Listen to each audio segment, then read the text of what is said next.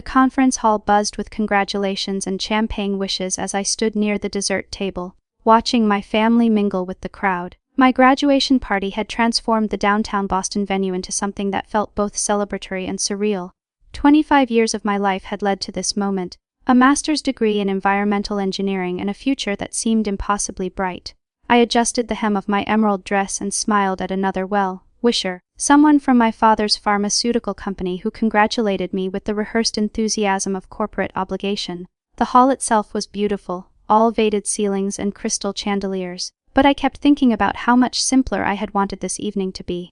My mother had insisted on the grandeur. She always insisted on grandeur. My father, Gregory, stood near the bar with his business associates, his silver hair perfectly groomed, his posture radiating the confidence of someone who had built an empire from strategic investments and calculated risks. He ran Thornfield Pharmaceuticals with the precision of a surgeon, and he expected that same precision from everyone around him, especially from me. My younger sister, Olivia, was 22 and newly graduated herself, though with a degree in art history that my parents had tolerated rather than celebrated. She wore a champagne-colored dress that caught the light as she moved through the crowd, her blonde hair swept up in an elegant twist. We had been close once when we were children, and the world seemed less complicated. But somewhere along the way, distance had grown between us like ivy creeping up a wall. I caught my mother's eye across the room. Diana was her name, though most people called her by some title or another. Mrs. Gregory, the philanthropist, the socialite. She wore pearls and a fixed smile that never quite reached her eyes. She gestured subtly for me to join her, but I pretended not to notice. I had learned over the years that sometimes the best response to my mother's summons was strategic blindness. The party had been underway for 2 hours. Speeches had been made, toasts had been offered, and the catered salmon had been served on fine china. Everything was proceeding according to plan, which should have been my first warning. In my family, things that proceeded according to plan usually meant someone else was getting hurt. I moved toward the windows overlooking the Boston skyline, needing a moment away from the forced conversations and hollow congratulations. The May evening had settled into that perfect temperature where spring promised summer without quite delivering it. Through the glass, I could see the city lights beginning to sparkle as dusk deepened into night. My phone buzzed in my clutch. A text from my best friend, Jade, who worked as a financial analyst downtown. "How's the circus?" she had written, followed by a circus tent emoji. I smiled and typed back that the elephants were performing beautifully. Jade knew about my family dynamics.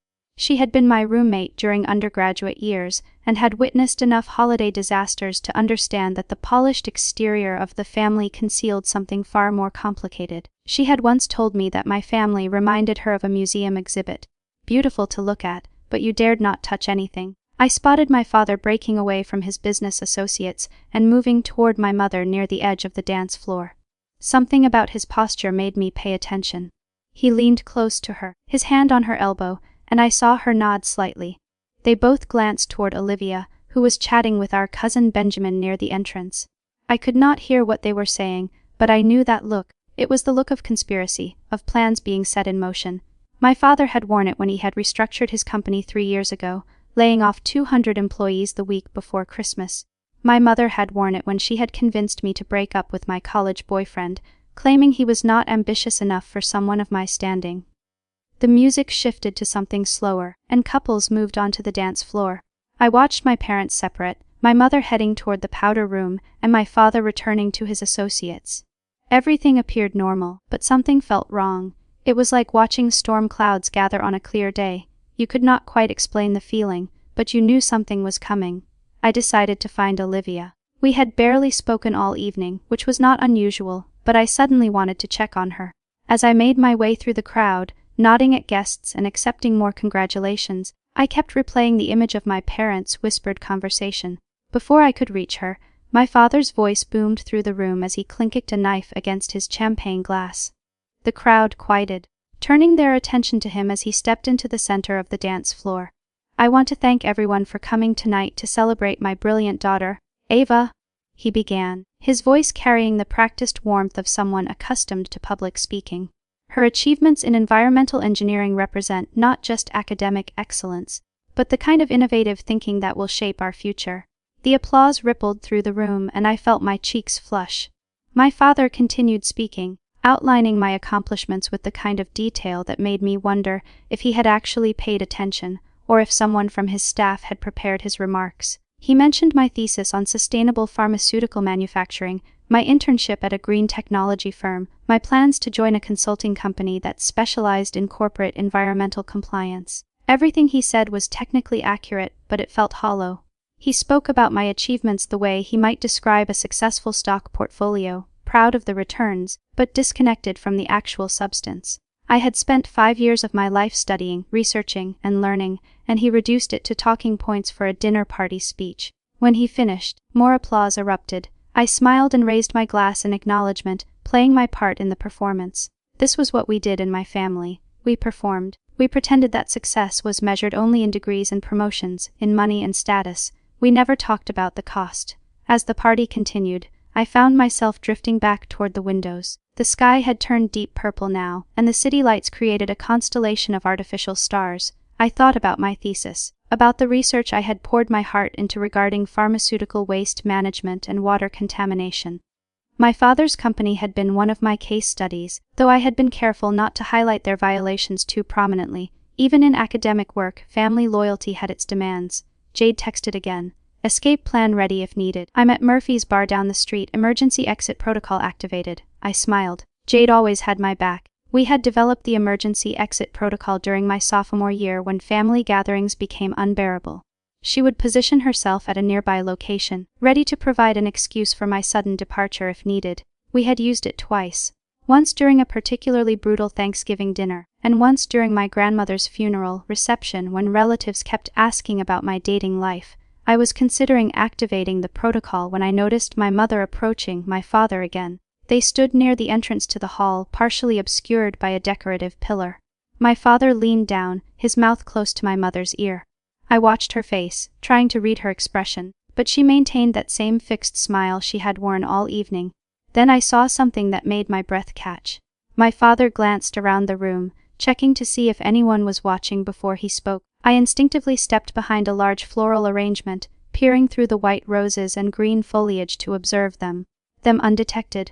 His lips moved, and though I could not hear the words, I could read some of them. I had learned this skill years ago during family dinners where important decisions were made in whispered conversations while children were expected to focus on their meals.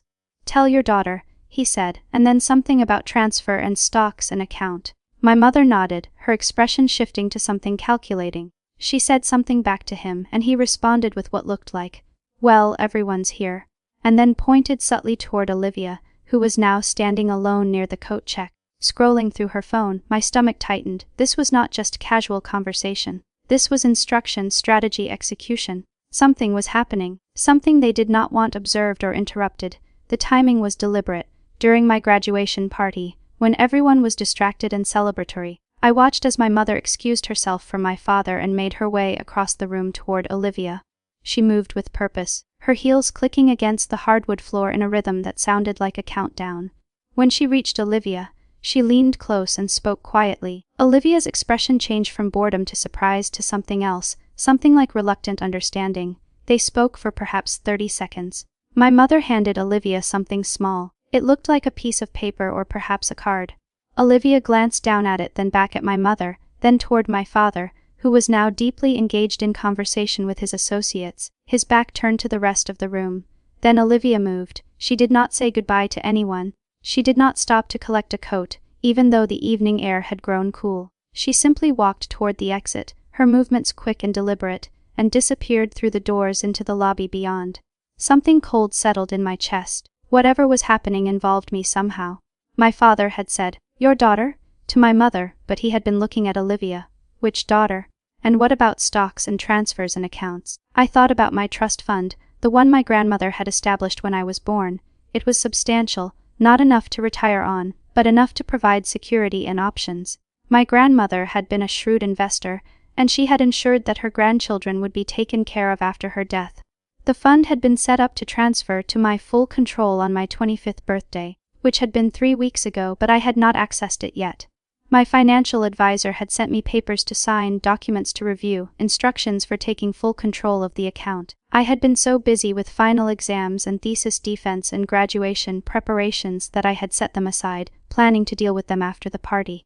Had that been a mistake? I pulled out my phone and opened my banking app, navigating to the investment account that housed my trust fund. The page loaded slowly, the spinning icon mocking me with its leisurely rotation. When the numbers finally appeared, I stared at them for a long moment, trying to make sense of what I was seeing. The balance was wrong. Not slightly wrong, catastrophically wrong. Instead of the substantial six-figure sum that should have been there, the account showed barely 5 zlozen.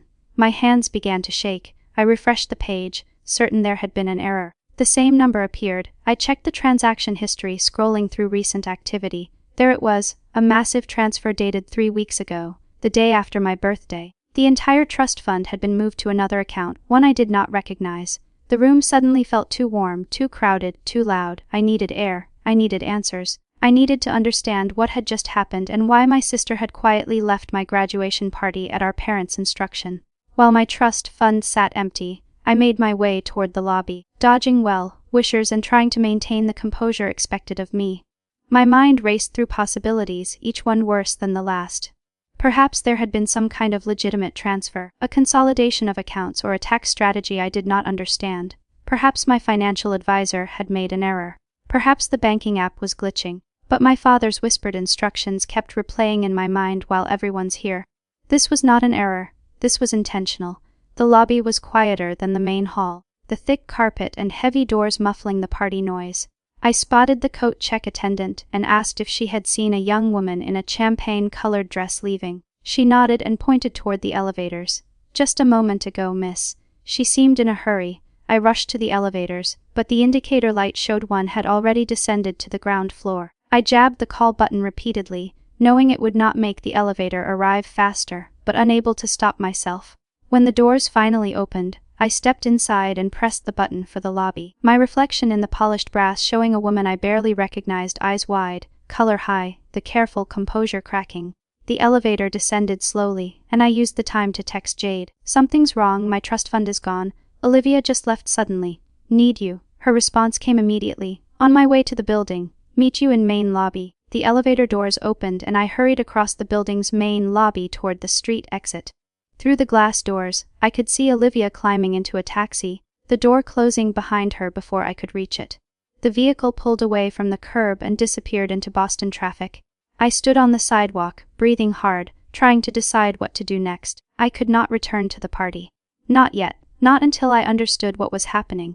But I also could not chase after Olivia without knowing where she was going or what she was doing. Jade appeared from the direction of Murphy's bar, her dark hair pulled back in a ponytail, her expression shifting from casual to concerned as she took in my appearance. She wore jeans and a leather jacket, looking refreshingly real compared to the formal artifice of the party upstairs. "Talk to me," she said, guiding me to a bench near the building entrance. I explained everything. The whispered conversation, the suspicious departure, the empty trust fund account. As I spoke, Jade's expression grew progressively darker. She worked in finance. She understood exactly what this meant. "Your parents transferred your trust fund without your authorization," she said slowly, making sure I understood the full implications. "That's not just unethical, Ava. Depending on how they did it, that could be illegal." "But how could they?" I asked. I turned 25. The fund was supposed to transfer to my control. They should not have access anymore. Jade pulled out her own phone, fingers flying across the screen. "When's the last time you actually looked at the trust documents, the original paperwork from when your grandmother set it up?" I tried to remember. "Years ago." "Certainly. My grandmother had died when I was 16, and I had been too young and too grief-stricken to pay much attention to financial details. My parents had assured me everything was handled, everything was secure." "I don't know," I admitted. "I trusted them to manage it until I was ready." "There's your problem," Jade said grimly. "Trust in your family. That's a dangerous thing." We sat in silence for a moment, the sounds of the city washing over us, traffic, distant sirens, the murmur of people passing by. Above us, my graduation party continued, oblivious guests celebrating an achievement that suddenly felt meaningless in the face of this betrayal. "What do I do?" I asked finally. Jade looked at me with the kind of clear-eyed determination that had made her successful in her ruthless industry. "First, we get documentation. Every transaction, every account statement, every piece of paper related to that trust fund. Second, we figure out where the money went. And third," she paused, her jaw setting in a hard line, We make them pay for this. I thought about returning to the party, about confronting my parents in front of all those guests. The idea was simultaneously terrifying and appealing, but I knew that approach would backfire. My parents were experts at public performance. They would deny everything, claim misunderstanding, promise to explain later in private where they could control the narrative. No, I needed a different approach. I needed evidence, strategy, and perfect timing. Help me understand the financial part, I said to Jade. Walk me through how this could have happened. She nodded, shifting into professional mode. If your parents still had any legal control over the account, maybe as trustees or co-signers, they could have executed a transfer. Or if they had power of attorney for some reason, or she paused, her expression darkening further. If they forged your signature on transfer documents, would the bank not verify? I asked. Banks verify signatures, but if your parents are wealthy and established clients, if the account has a long history with the institution, if the transfer appears legitimate on paper, they might not scrutinize it closely, especially if it was done through a financial advisor who had existing authorization. I thought about Harold, my financial advisor, a man who had worked with my family for decades. He had known me since I was a child. Would he participate in something like this, or would he simply follow instructions from my parents, assuming they had authority? I need to call Harold, I said, reaching for my phone. Jade stopped me. Not yet. If he's complicit, you'll tip them off that you know right now the only advantage you have is that they think you're upstairs celebrating, oblivious to what just happened. Let them believe that for a little longer. She was right. Of course I had to be smart about this. I had spent my entire life watching my parents manipulate situations to their advantage. If I wanted to beat them at their own game, I needed to learn from their tactics. So, what's my move? I asked. Jade stood, pulling me up with her. Your move is to go back to that party, smile, accept congratulations, and act like everything is perfect. Meanwhile, I'm going to make some calls. I have friends in banking and legal who can help us trace where that money went and figure out our options. We'll meet tomorrow morning with a plan. I looked up at the building at the windows of the conference hall, where my graduation party continued without me. I thought about my parents up there, congratulating themselves on a successful deception. I thought about Olivia wherever she had gone, participating in their scheme, either willingly or under duress.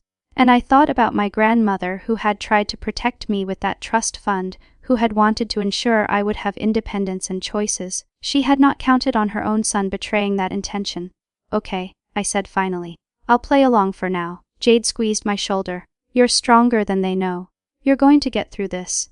As I walked back toward the building entrance, I felt something shift inside me. The naive trust that had characterized my relationship with my family was gone, burned away by their betrayal. What replaced it was something harder, sharper, more dangerous. They had made a mistake by underestimating me. They thought I would be too focused on my graduation, too trusting to question, too compliant to fight back. They had no idea what I was capable of when pushed too far. I composed myself in the building's restroom before returning to the party. The mirror showed someone who looked remarkably calm considering the storm raging inside. I reapplied lipstick, straightened my dress, and practiced smiling until it looked genuine. If I was going to pull this off, I needed to be convincing. When I stepped back into the conference hall, the party had progressed to the dancing phase. Couples swayed on the floor while others clustered in conversation groups, their laughter rising above the jazz quartet playing in the corner. Everything looked exactly as it had before, except now I saw it all through a different lens. My mother spotted me first. She detached herself from a group of her society friends and glided over, her pearls catching the light.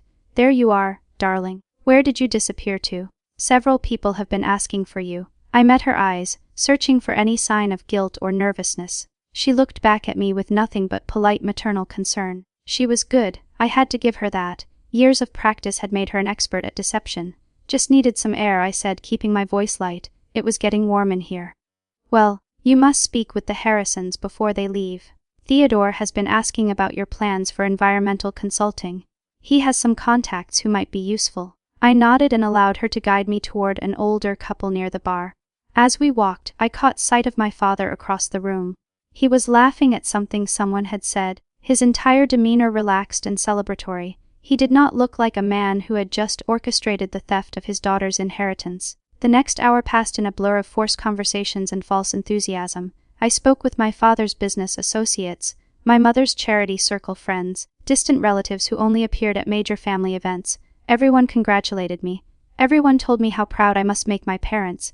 Everyone assumed my life was perfect. If they only knew. Olivia had not returned. Her absence would have been notable, except that she had a reputation for leaving events early. She's an artist, my mother would say dismissively, as if that explained everything. People nodded knowingly and did not question further.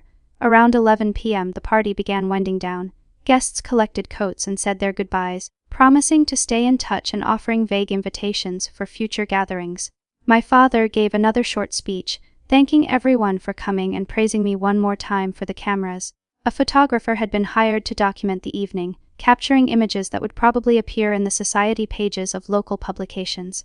I smiled for every photo, hugged every departing guest, and maintained my performance until the last person left. When the doors finally closed and only immediate family remained, I felt the mask slip slightly. My parents conferred with the catering staff and event coordinator, handling final details and payments. I watched them work together seamlessly, a team united in their goals. They had built a life on appearances, on maintaining the right image for the right people. Truth was secondary to perception. My father approached me as I gathered my belongings. "Wonderful evening, Ava. Your mother and I are so proud of you." I looked at him, really looked at him, and wondered how I had missed seeing this side of him before. The calculating eyes behind the warm smile, the way he measured every interaction for advantage, the complete absence of genuine emotion beneath the performance. "Thank you," I said evenly, "for everything." He seemed satisfied with that response. He patted my shoulder and moved away to speak with the venue manager. My mother joined me a moment later, her expression softer now that the public had departed. "You should get some rest, darling," she said. "You look exhausted." I agreed. That at least was honest. "Will you come by for brunch tomorrow? We should discuss your job search and living arrangements now that you've graduated." I thought about what Jade had said. Maintain the illusion, act normal. By time. What time? Noon. Your father has a golf game in the morning, but he'll be back by then. I agreed and said my goodbyes. They seemed pleased with how the evening had gone.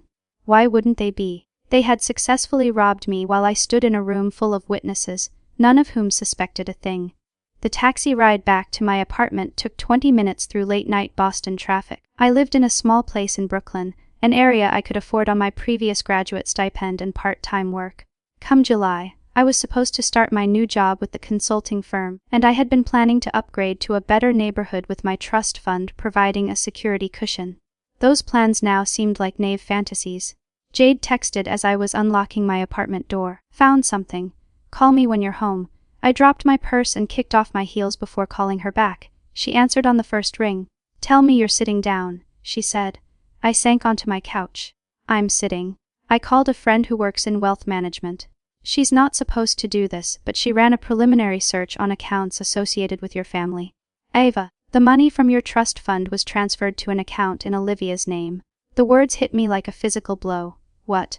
"The account was opened 3 weeks ago, the day after your birthday. The funds were transferred the same day. There have been no withdrawals yet, but they moved my entire inheritance to my sister." I finished, my voice hollow. "It looks that way. I don't have all the details yet, but the preliminary data is clear. The trust fund that was supposed to be yours is now legally sitting in an account controlled by Olivia." I sat in silence trying to process this information. My parents had not just stolen from me, they had given everything to my sister. Why? What had Olivia done to deserve my inheritance? Or more accurately, what had I done to warrant its removal? "There's more," Jade continued carefully. "My friend mentioned that transfers like this typically require significant documentation, signatures, legal filings, trustee authorizations. Someone went to a lot of trouble to make this appear legitimate." "Harold," I said, "my financial advisor. He must have been involved probably, but he's also left a paper trail. If we can prove he acted improperly or without proper authorization, we might have grounds for legal action." I thought about legal action against my own family, the publicity, the destruction of relationships, the complete rupture of whatever fragile connection still existed.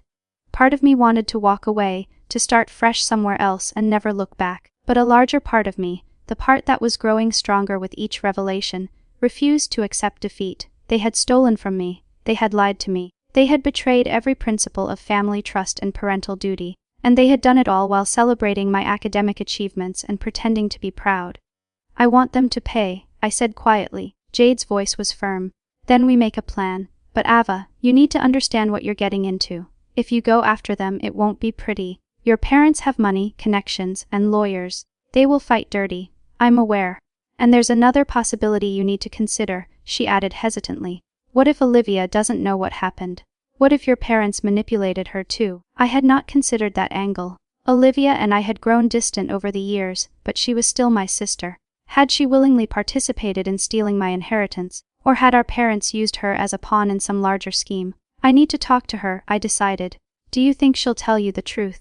Only one way to find out. I texted Olivia, keeping the message casual. Hey, wanna grab coffee tomorrow morning? Haven't seen you in a while. Her response came surprisingly quickly for midnight. Can't tomorrow, maybe next week. It's important, I pressed. Please. A longer pause this time. Then find 10:00 a.m. at the usual place. The usual place was a cafe near Boston Common where we used to meet during her undergraduate years. We had shared countless coffees there back when our relationship had been less complicated.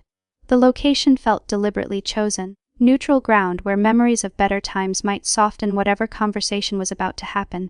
I confirmed the meeting and set my phone down, then spent the next 3 hours unable to sleep. I kept replaying the evening in my mind, analyzing every detail. My father's whispered instructions, my mother's calculated approach to Olivia, my sister's quiet departure, the empty account, and the transferred funds.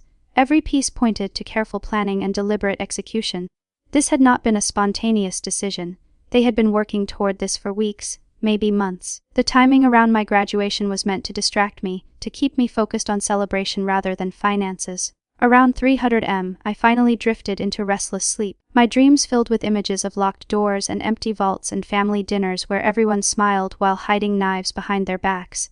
I woke at 8:00 a.m. to sunlight streaming through my bedroom window and a text from Jade. Did you sleep? Barely, I responded. Good. Angry people need fuel. Grab breakfast before you meet Olivia. You need to be sharp. She was right. I showered, dressed in casual clothes, jeans and a sweater, and forced myself to eat yogurt and fruit, even though my stomach protested. By 94:05 I was walking toward Boston Common, the morning air cool and carrying the scent of freshly cut grass from the park. The cafe was moderately crowded with Sunday morning regulars. I ordered a cappuccino and claimed a table near the window where I could watch the entrance.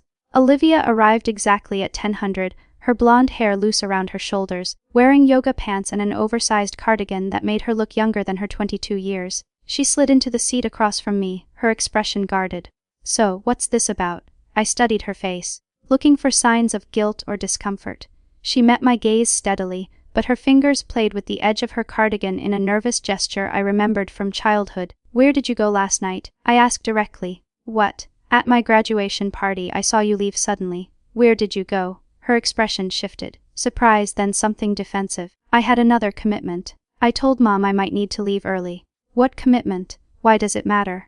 Because I said carefully, I think something happened last night that involves both of us. And I think you know what it is. Olivia looked away, her fingers now twisting the cardigan fabric. The cafe's ambient noise, coffee grinders, conversations, background music, filled the silence between us. Olivia, I said more gently, please just tell me the truth. When she looked back at me, her eyes were conflicted, part guilty, part defiant, part something else I could not quite read. They said you already knew. They said it had been arranged months ago and you had agreed to it. My blood ran cold. What had been arranged? The trust fund transfer. She said it quietly, looking down at the table. Mom told me that grandmother's will had been contested, that there were tax implications, that the money needed to be restructured to protect the family assets. She said you had met with Harold and agreed to temporarily move the funds into my name to shield them from some legal issue. I sat back processing this. Of course they had lied to her. Of course, they had created a cover story that made the transfer seem legitimate and even necessary. Olivia had not stolen from me. She had been manipulated just as surely as I had been. Olivia, I said slowly, I never agreed to any transfer. I didn't even know about it until last night when I checked my account and found it empty. Mom and Dad lied to you. Her face drained of color. No, they wouldn't. Think about it.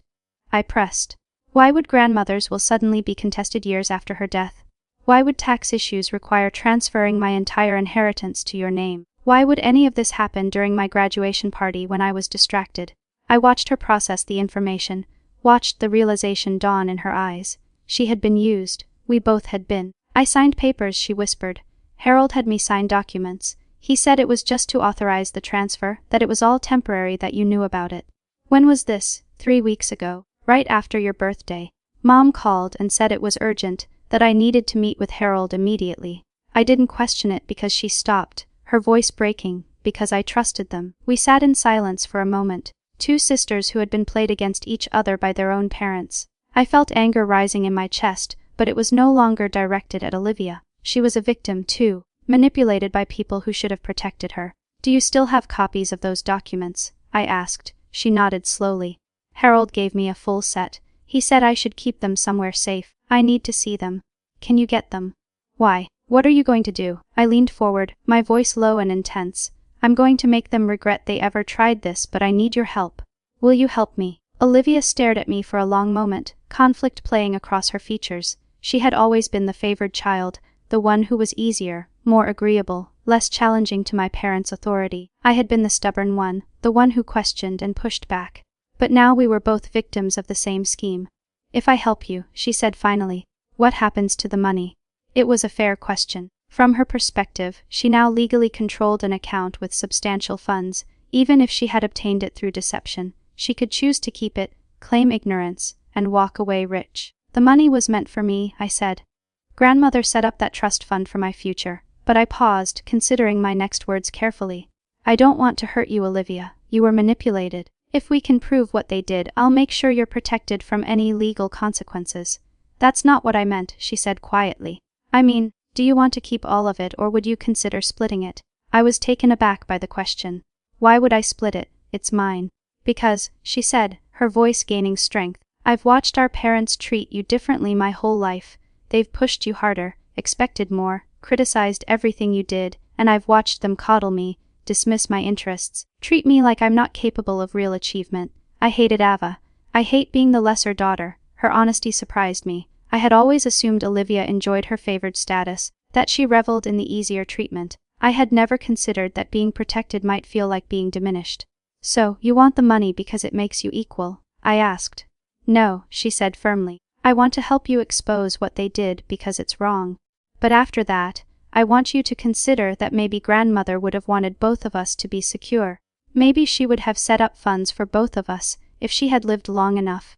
It was a reasonable argument, though it stung to consider sharing what had been explicitly designated as mine. But Olivia had a point. Our grandmother had loved both of us, and if our parents had not interfered, perhaps she would have made provisions for Olivia as well. "Let's deal with exposing them first," I said. "Then we can figure out the rest." She nodded and pulled out her phone. "I'll get the documents. Where do you want to meet? Your apartment or mine?" "Mine is closer. Give me an hour." We left the cafe separately, Olivia heading toward her apartment in the North End and me walking slowly through Boston Common, while I called Jade to update her on the conversation. She was pleased that Olivia was cooperating but warned me not to trust her completely. "Family dynamics are complicated," Jade said. "Right now, Olivia is playing the victim, but she still has access to your money. Make sure you get those documents before she changes her mind." I arrived at Olivia's apartment building exactly 1 hour later. She lived on the 3rd floor of a converted brownstone, a space our parents had helped her secure and furnish. The apartment was decorated with her artwork, abstract paintings and bold colors, mixed media pieces that incorporated found objects, a few sketches of Boston landmarks. She had the documents spread across her dining table when I arrived. I sat down and began reading, my anger building with each page. The papers were professionally drafted, full of legal language and official stamps. They outlined a trust restructuring that appeared legitimate on the surface, but fell apart under scrutiny. "Look at this," I said, pointing to a signature on one of the documents. "This is supposed to be my signature authorizing the transfer, but I never signed this. Someone forged it." Olivia leaned in to look. "Are you sure? Maybe you signed something at Harold's office and forgot." "I haven't been to Harold's office in over a year. And look at the date. This was supposedly signed 3 weeks ago on my birthday. I was at a restaurant with friends all day. I have pictures, receipts, witnesses.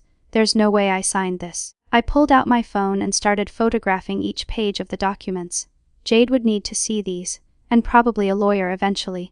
The more evidence I gathered, the stronger my case would become. "They really did forge your signature," Olivia said, her voice hollow. "They committed fraud." "Yes," I agreed, "they did." We spent the next hour going through every document, identifying all the places where my signature appeared, or rather where someone's attempt to replicate my signature appeared. The forgeries were good, but not perfect. My actual signature had evolved over the years, incorporating a specific flourish on the final letter that these forgeries lacked. "What do we do now?" Olivia asked. I thought about the brunch invitation for noon, less than an hour away. My parents would be expecting me to show up, smile, discuss my future plans, and remain completely unaware of what they had done. They probably thought they had gotten away with it. An idea began forming in my mind. It was risky and would require perfect timing, but if I pulled it off, the satisfaction would be immense. "Do you still have access to that account?" I asked Olivia. "The one with my trust fund," she nodded. "Harold gave me login credentials and a debit card, though I haven't used either." "Good, here's what we're going to do." I outlined my plan, watching Olivia's expression shift from confusion to understanding to something like admiration. It was bold, potentially dangerous, and would require her complete cooperation. But if it worked, we would expose our parents' fraud in the most devastating way possible. "Are you sure about this?" she asked when I finished explaining. "They stole from me at my own graduation party," I said. They looked me in the eye and pretended to be proud while they were robbing me blind. "Yes, I'm sure."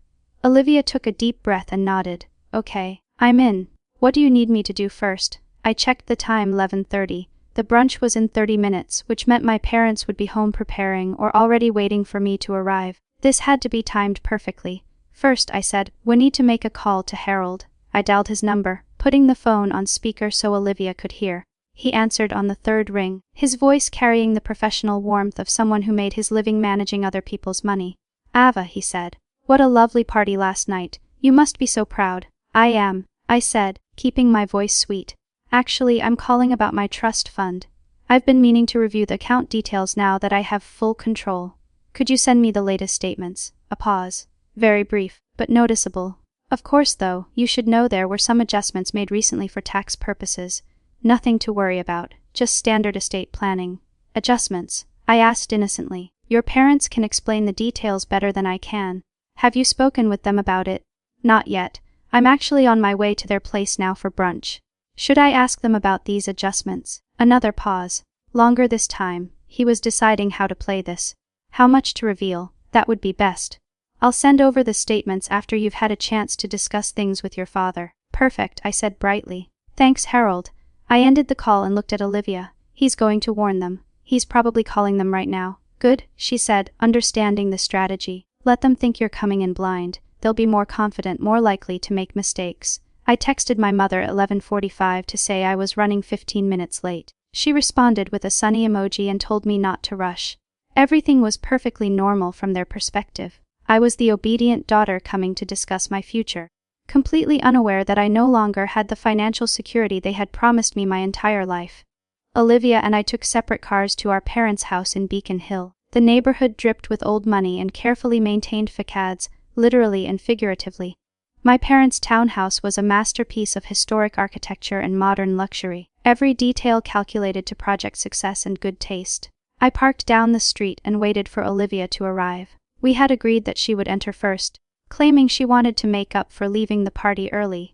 Her presence would seem natural and would position her perfectly for what came next. I watched her walk up the front steps and disappear inside. Then I waited 5 minutes, letting them get comfortable with her presence before approaching the door myself. My mother answered when I rang the bell, her face lighting up with maternal warmth that now seemed utterly false. "Darling, come in, come in. Your father just got back from golf." Olivia surprised us by stopping by. I entered the house that had been my childhood home, seeing it now with new eyes.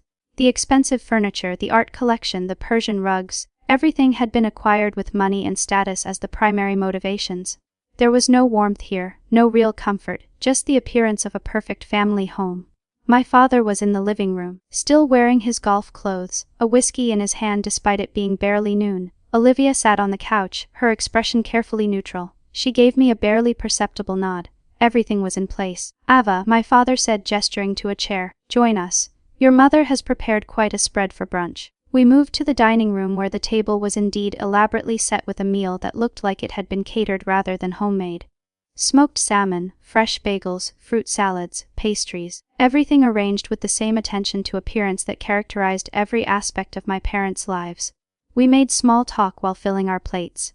My father discussed his golf game. My mother mentioned an upcoming fundraiser for the Children's Hospital. Olivia talked about a new art exhibition she was working on. Everyone performed their roles perfectly. So, my father said eventually, turning his attention to me. Your mother mentioned you want to discuss your plans now that you've graduated. Yes, I said, cutting into my smoked salmon. I've been thinking about my financial situation. Actually, with my new job starting in July, I wanted to review my assets and make sure everything is in order. I watched them carefully. My mother's hand paused for just a moment before continuing to spread cream cheese on her bagel. My father took a slow sip of his whiskey, his expression unchanging. Very responsible, he said. Have you spoken with Harold? Briefly, he mentioned some adjustments to my trust fund. Something about tax purposes. My mother spoke up quickly. Nothing major, darling, just some restructuring that your father arranged. The money is still safe, still available to you. We can go over the details later if you like. Actually, I said, setting down my fork and looking directly at her, I'd like to go over the details now. I checked my account last night and noticed the balance was much lower than expected. In fact, it was almost empty. The temperature in the room seemed to drop. My father's eyes narrowed slightly. My mother's smile became fixed and brittle. I'm sure there's a simple explanation, my father said. Sometimes electronic banking shows incorrect information. Harold will sort it out, will he? I asked, because I also noticed a large transfer on the day after my 25th birthday. The entire trust fund was moved to another account, one I don't control. Olivia was watching our parents now, her expression shifting from neutral to something harder. She had been prepared for this, but seeing our parents' reaction in real time was clearly affecting her. Ava, my mother said carefully, you're obviously confused about something. Why don't we call Harold together and get this cleared up? I'm not confused, I said. My voice was steady, calm, controlled. I know exactly what happened. You transferred my inheritance to Olivia's name. You forged my signature on authorization documents. You did it during my graduation party, timing it so I would be distracted and celebrating while you were committing fraud. The word hung in the air like a grenade. My father's expression darkened. My mother looked genuinely shocked that I had discovered their scheme. That's a very serious accusation, my father said, his voice cold. I think you need to be very careful about what you're claiming. I have the documents, I said. Olivia showed them to me, complete with forged signatures and fabricated justifications. I also have transaction records, account statements, and a very clear timeline of when everything happened. Olivia stood up, pulling papers from her bag and placing them on the dining table. They lied to me too, she said to our parents. You told me Ava had agreed to this, that it was for tax purposes, that everything was legitimate, but she never agreed. You forged her signature. My mother's carefully maintained composure began to crack. Olivia, you don't understand. This was for the good of the family. The trust fund money was going to be wasted on what? I interrupted. On my future, on my independence, on having choices that didn't depend on your approval. My father stood, his whiskey forgotten. You have no idea what you're talking about. That money came from family assets that I built. Your grandmother had no right to tie it up in a trust that excluded me from control. There it was, the real reason. Not taxes, not legal issues, not protecting family assets. He wanted control of money that had been explicitly designated to skip over him and go directly to me. My grandmother had not trusted him with it, and he had resented that for years. So you stole it, I said flatly. You waited until I turned 25, until the trust was supposed to transfer to my control, and you stole it. I reallocated family resources appropriately. He corrected, his voice tight with anger. You've always been headstrong, ungrateful, questioning every decision we made for you. Olivia is more reasonable, more willing to understand family obligations. It made sense to give her control of those funds. You mean it made sense to give you indirect control through her? I said, because Olivia would do what you wanted with the money, while I would have used it for my own purposes. My mother tried a different approach, her voice softening into something that might have been pleading. Ava, please try to understand. We've given you everything, the best education, opportunities, connections. We were just trying to ensure the family remained strong and unified. By stealing from me, I repeated, by lying to both your daughters, by forging legal documents. That's your definition of keeping the family strong. Olivia had been standing quietly, but now she spoke up. I want to transfer the money back to Ava. I didn't ask for this, and I don't want to be part of your scheme. My father turned on her, his expression furious. You'll do no such thing. That money is legally in your name now. If you transfer it back, there will be consequences. What consequences? I asked, stepping between him and Olivia. Are you going to threaten her the way you've been manipulating both of us? Are you going to cut her off, disinherit her, make her life miserable unless she obeys? He stared at me, and I saw in his eyes the cold calculation of someone who viewed his own children as assets to be managed rather than people to be loved. You have no proof of anything illegal. Those documents were properly executed with appropriate authorizations. If you try to make trouble, you'll find yourself fighting a legal battle you cannot win. Really? I pulled out my phone because I've already sent copies of everything to a lawyer friend of Jade's. She specializes in elder financial fraud and estate disputes. She's very interested in the forged signatures, the suspicious timing, and Harold's involvement. That stopped him. His face flushed red, anger mixing with what might have been the first hint of concern. Harold was the weak link in their scheme, a professional who had risked his license and reputation to help them. If an actual lawyer started investigating, Harold would likely cooperate to save himself. My mother tried once more to smooth things over. Let's all calm down and discuss this rationally. I'm sure we can reach an understanding that works for everyone. No, I said firmly. We can't because you don't want an understanding.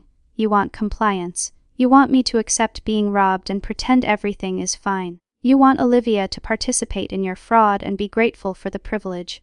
Neither of those things is going to happen. I moved toward the dining room entrance, gesturing for Olivia to follow me. We had accomplished what we came for. Confronting them, making them aware that we knew the truth, letting them see that their scheme was exposed. If you walk out that door, my father said, his voice carrying the weight of ultimate authority, you're no longer part of this family. No more support, no more connections, no more safety net. You'll be on your own. I paused and looked back at him. I've always been on my own, Dad. I just didn't realize it until now. Olivia and I left together, walking out of that house and down the front steps into the afternoon sunlight. My phone was already buzzing with angry texts from both parents, but I ignored them. We had bigger moves to make. We met Jade at her apartment in Back Bay, a stylish space that reflected her success and independence. She had a friend with her, another woman named Victoria, who introduced herself as a financial crimes attorney. Show me everything, Victoria said, settling onto Jade's couch with the intensity of someone who loved complicated legal puzzles. We spent the next 3 hours going through documents, transaction records, and account statements. Victoria took copious notes, asked detailed questions, and gradually built a picture of exactly how the fraud had been executed. This is actually quite sophisticated, she said finally. They used multiple layers of authorization, timed everything carefully, and had a financial professional facilitate the transfers. But the forged signatures are their downfall. If we can prove those aren't genuine, the entire structure collapses. How do we prove it? Olivia asked. Forensic document analysis, Victoria explained. We get the original documents examined by a handwriting expert. Combined with evidence that Ava was elsewhere when the signatures were supposedly made, we can establish fraud. What about Harold? I asked. My financial advisor. He had to know these signatures were forged. Victoria nodded grimly. He's potentially facing serious professional consequences. The state licensing board takes this kind of thing very seriously. If he cooperates and testifies about your father's role in orchestrating the fraud, he might negotiate a lighter punishment. Over the next 2 weeks, Victoria worked methodically to build our case. The forged signature analysis came back conclusive. The documents were fraudulent. Harold, when confronted with potential criminal charges, broke down and provided detailed testimony about how my father had pressured him to execute the transfers, promising legal protection and compensation if anything went wrong. But I did not want just a legal victory. I wanted something more personal, more immediate. I wanted my parents to face public consequences for their actions. That opportunity came through an unexpected avenue. My father's pharmaceutical company was hosting their annual investors' meeting in late June, a high-profile event where he would present the company's performance and future strategy. These meetings were carefully choreographed affairs designed to project confidence and success to shareholders. I reached out to a business journalist I had met during my thesis research, someone who had covered pharmaceutical industry ethics and been interested in my work on corporate environmental responsibility. I told her I had a story about executive fraud and family betrayal that would interest her readers. She listened to everything, reviewed the documents, and confirmed the facts independently through her own sources. Then she asked me if I was sure I wanted to go public. This will destroy your relationship with your parents permanently, she warned. There's no coming back from this. There was no relationship to save, I said. They made that clear when they chose money over integrity. The article ran 3 days before the investors' meeting. It was thorough, well-researched, and devastating. Pharmaceutical executive defrauds own daughter, read the headline. The story outlined the entire scheme, The trust fund theft, the forged signatures, Harold's involvement, the manipulation of Olivia. The response was immediate and explosive. Social media picked up the story. Business networks covered it. Other journalists started digging into my father's company, finding additional questionable practices that he had kept hidden. The careful image he had cultivated for decades crumbled in a matter of days. The board of Thornfield Pharmaceuticals called an emergency meeting. Shareholders demanded answers. Regulatory bodies started investigating. My father tried to issue statements claiming misunderstanding and misrepresentation, but the evidence was too solid, too well demented. The investors' meeting was a disaster. I attended as a shareholder myself. I had purchased a small number of company shares specifically to gain access. I sat in the back of the conference room and watched my father try to address hundreds of angry investors who had read about his fraud. He looked diminished somehow, standing at the podium while hostile questions came from every direction. His prepared remarks about company growth and strategic initiatives were drowned out by demands for accountability. Someone moved to call for his resignation. The vote was overwhelmingly in favor. I watched him sign the papers, removing him from his position as CEO, watched the security team escort him from the building, watched the empire he had built crumble, because he had been too arrogant to consider the consequences of his actions. My mother faced her own reckoning. Her social circle, those carefully cultivated relationships with other wealthy women, turned cold once the fraud became public knowledge. Invitations stopped coming. Charity boards asked her to step down from leadership positions. The image she had worked so hard to maintain shattered like glass. But the most satisfying consequence came from an unexpected source. My grandmother's estate attorney, who had been traveling abroad during the initial fraud, returned and immediately filed legal action upon learning what had occurred. Grandmother had included provisions in her will, specifically preventing my father from accessing or controlling the trust fund she had established for me.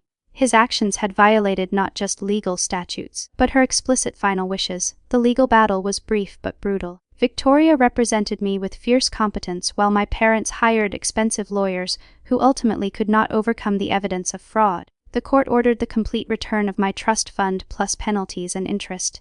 Harold lost his financial advisor license and faced potential criminal charges. My father settled out of court to avoid prosecution, but the financial cost was enormous. 3 months after my graduation party, I stood in Victoria's office as she handed me a check representing the full restoration of my trust fund, plus additional compensation for the fraud. Olivia was there, too, having testified on my behalf throughout the process. "Your grandmother would be proud," Victoria said. "You fought for what was right." I looked at the check at the number that represented years of my grandmother's careful investment and planning. She had wanted me to have choices, independence, and security. My parents had tried to take that away, but they had failed. "What will you do now?" Olivia asked. I thought about it. The consulting job was still waiting for me, but I had options now, real options, not constrained by financial desperation or family obligation. "I'm going to build something of my own," I decided. Something that actually makes a difference in environmental protection. "And I'm going to do it my way without owing anyone anything." Olivia smiled. "Need a communications director." "I'm thinking about leaving art for something more purposeful." We left Victoria's office together. Two sisters who had been manipulated and betrayed, but had emerged stronger. The summer sun was warm on our faces as we walked through Boston, talking about futures we would build on our own terms. My parents faced the full weight of their actions in the months that followed. My father never recovered his position in the pharmaceutical industry, his reputation too damaged for any company to risk association with him. He was forced to sell the Beacon Hill townhouse to cover legal fees and settlement costs, downsizing to a modest suburban home that seemed to mock everything he had worked to achieve. My mother found herself excluded from the social circles that had once defined her existence, her name now associated with scandal rather than philanthropy. They stayed together, bound by shared disgrace rather than love, each bitter about the fall from grace that their own greed had engineered. The respect they had once commanded had evaporated, replaced by whispers and avoidance wherever they went. Their carefully constructed image of the perfect family had been revealed as hollow performance, and the revelation cost them everything they had valued most. I stood on the balcony of my new apartment overlooking the Charles River, thinking about the journey from that graduation party to this moment. The revenge had been sweeter than I had imagined, not because of the money restored or the public vindication, but because I had reclaimed something more valuable than wealth. I had reclaimed my sense of self, my ability to trust my own judgment, my willingness to fight for what was right, even when it meant standing against my own family. My grandmother had given me more than a trust fund, she had given me a choice about the kind of person I would become. And I had finally truly made that choice my own.